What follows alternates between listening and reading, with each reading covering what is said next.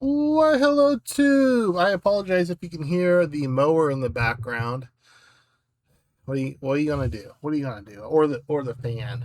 It's hot here, so we gotta do what we gotta do to survive around here.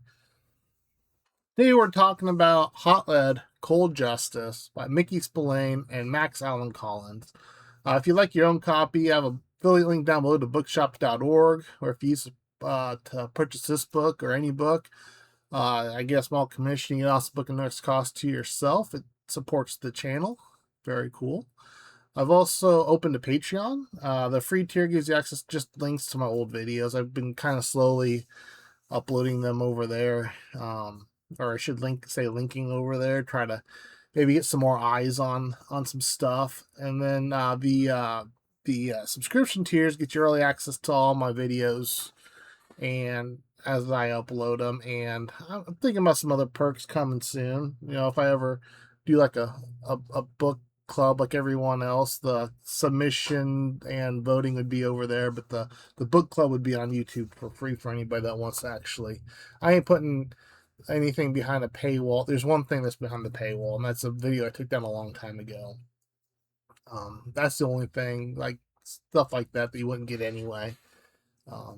I'll stick that behind the paywall, but everything else eventually comes out for free here. So don't think you're missing out on anything.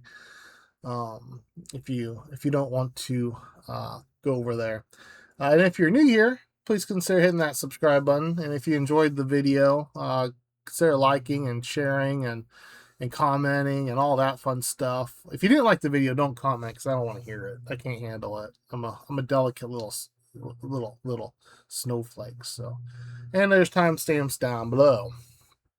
About Mickey Spillane. Mickey Spillane, born Frank Morrison Spillane, March 9th, 1918, died July 17th, 2006, was an American crime novelist often called the king of pulp fiction. He became world famous for his tough, unapologetically hard-boiled detective Mike Hammer, who debuted in I, the Jury in 1947. The book was a massive hit, selling millions of copies and launching Spillane into the ranks of the best-selling fiction authors of the modern era. I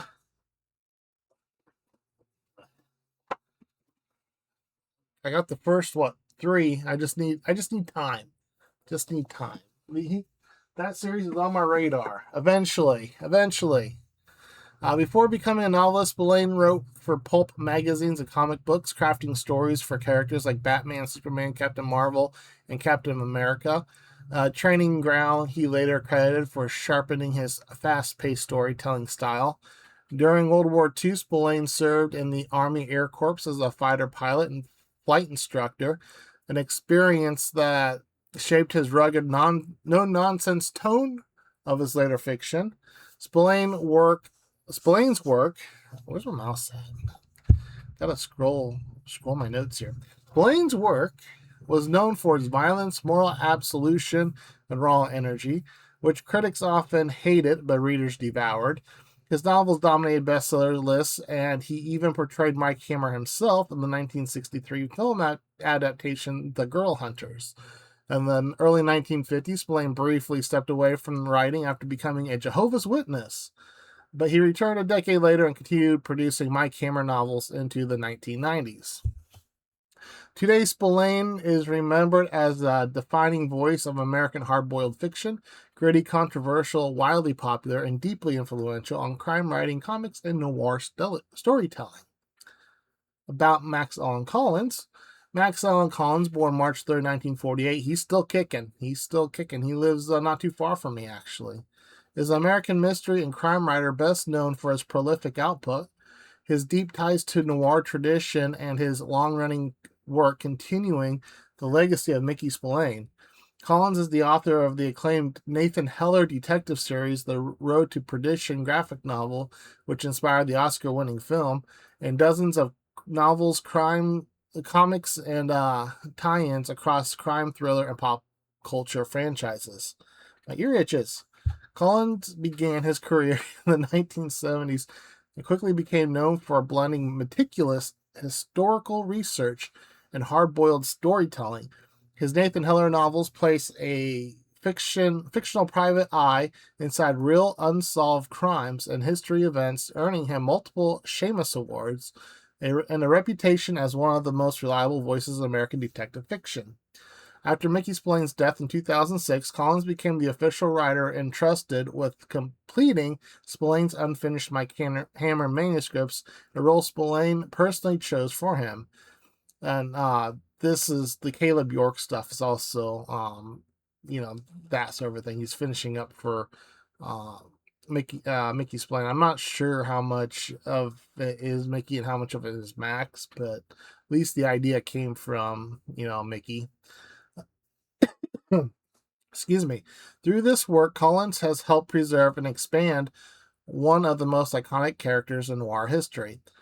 Beyond novels, Collins has written for Batman, Dick Tracy, CSI, Dark Angel, and numerous films and novelizations. He has also worked in film and television, including writing and directing independent features and documentaries. Today, Max Allan Collins is regarded as one of the most versatile and influential crime writers of his generation, a bridge between classic pulp tradition and modern noir storytelling. About this book, now I read it on the old Kindle, so we're just going to have to believe that this is accurate. So this is book 5 of 6 in the Caleb York Western series. Print length is 272 pages. Language is English. Publisher is Pinnacle. And the publication date is April 27th, 2021. So not too long ago. Synopsis. I think I stole this from bookshop.org, but I could be mistaken there. A killer blizzard, I almost want to say buzzard. A killer buzzard. Okay. A killer blizzard sweeping across the southwest threatens the livelihood of everyone in town of Trinidad. But it's 2 gunshots that fell Sheriff Caleb York unlucky deputy. As sure as the blood pooling and the snow, York knows it was a case of mistaken identity. The bullets were meant for him. It's the first nasty step in a plan rustled up by former Quantrill-era Luke Burnham, eliminate the law, corral a team of to rob a bank and booming Las Vegas, New Mexico, then lay low with a treacherous local merchant for cover. The York out of the picture. All they'll have to do is wait for the calm. Then they get wind of one little hitch. Not only is York still alive, but he's gunning for justice and revenge. As the winter weather bears down, the stir-crazy outlaws aim to finish what they started, take down York, and disappear into the blinding storm. As a chilling cat and mouse game begins, York isn't about to let Burnham and his damnable gang get away. It'd be a cold day in hell if he did. Excuse me, I don't like drinking on camera, but my allergies are really kind of bothering me, and my mouth just dried up as soon as I started reading that. So, excuse me. Nothing like some warm room temperature Sprite to really quench a thirst. All right. See if we can get through my thoughts.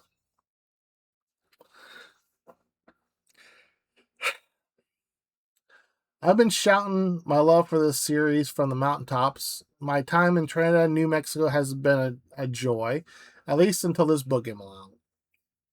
Woof. This one was rough, uninspired, and a major step down from what came before.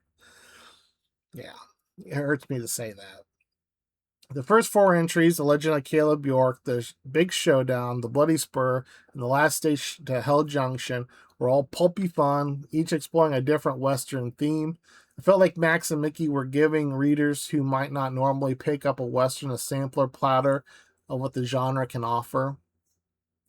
This book started out like another whodunit in the vein of like The Bloody Spur, but every time a mystery began to form, the answer was handed to the reader immediately. For example, this is not a spoiler, Tully, the lovable ex-drunk turned deputy, is shot within the first few pages. It's introduced as if it'll be a major mystery, but Caleb instantly deduces who did it and why, and the narrative spells it out for the reader. This happens multiple times. It is as if Max or Mickey hard to know whose fingerprints are where. Didn't feel like crafting a red herring twist or any of the tension that made the earlier books so engaging, appealing. Pick your adjective. And then there's the ending.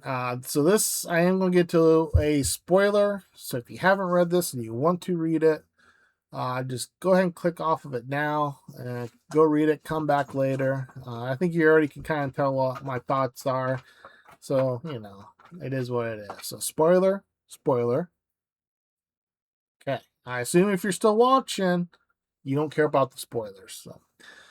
So, so the climax at the end is a literal snooze fest, and I mean literal snooze fest. Now, the big showdown becomes a foot chase through a blizzard, ending in Caleb gutting a cow, climbing inside so he does not freeze to death, and then goes to sleep.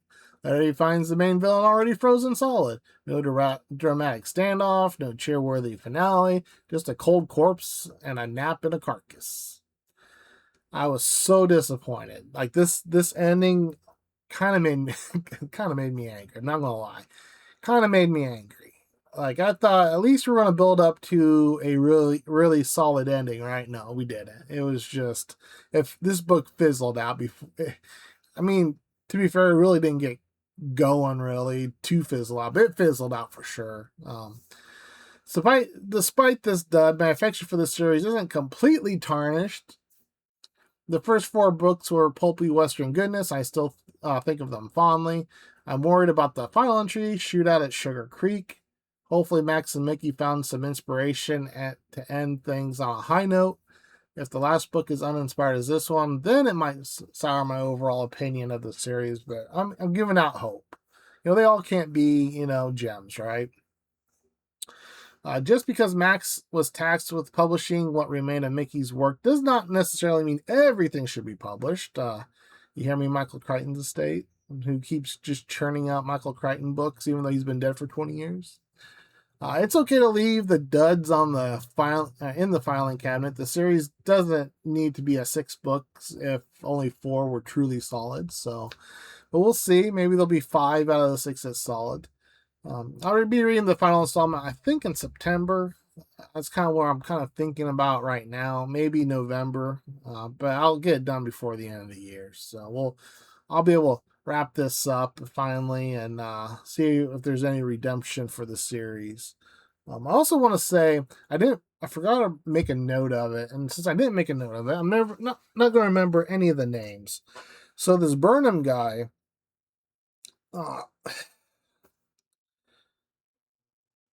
So let me start off with saying like El Paso. Okay, El Paso was a fictional novel plopped down into the Mexican Revolution, right? So you have a mixture of fiction and nonfiction, and it works because the whole like Mexican Revolution thing is a major backbone of the book and what it is. Uh, you know, take All Quiet on the Western Front. You're taking World War One. You're plopping a fictional story of German soldiers in it, and it just works. Well, this book, this Burnham guy, Max Allan Collins ties him to this like I don't remember exactly. I don't remember his name. I don't remember exactly who he was, but I think he kind of like was a Confederate general or higher up that basically pillaged towns. And Max kind of tied him to it. And then we kind of went off on a little tangent talking about this Confederate guy. I hope he's Confederate. Otherwise, I forgot the details. I kind of blocked a lot of this book out of my memory already. There's only so much space up here. I can only keep so much stuff in the real estate. Only so many, things can live up here. But and it was weird. Like it almost felt like Max did this little bit of research for something and didn't know what to do with it, so he just stuck it in here. It was just really weird. I didn't like that at all. And then you kind of start to wonder what part of it's real, what part is it fiction, and I don't know. I think for me, it's not my favoriteest thing when you're taking little chunks of what happened in the real world and stick it in your story because of that. Because like I'm not an expert, or I'm not real well read up on the Civil War or some of these things. And so I start to starts to blur what might be real and what might not be, and what's made up and what might have really happened. So when for me, it's really hit and miss. Like I said, I'll on the Western Front, El Paso. It worked for me there because you're taking the fiction and sticking it right into the nonfiction. So it's almost it becomes one cohesive thing. I don't know if I'm explaining this right. Maybe if you know what I'm talking about, like let me know if it works for you, if it doesn't work for you. I don't know. I think it was clunky and I didn't enjoy it, and the book overall was just a dud. It was a dud for me. Um yeah, it's sad, but what are you gonna do? There's one more. And I have faith that it's gonna end on an up uptick. It's gonna end. It's gonna end great. It's gonna end great. It'll end great. We're gonna put that out into the universe. So that's it for this one piece. If you've read this one, let me know down below what you thought of it, what I get right, what I get wrong, and that's it. Cheers, peeps. Where'd my mouse go? I can never find my mouse.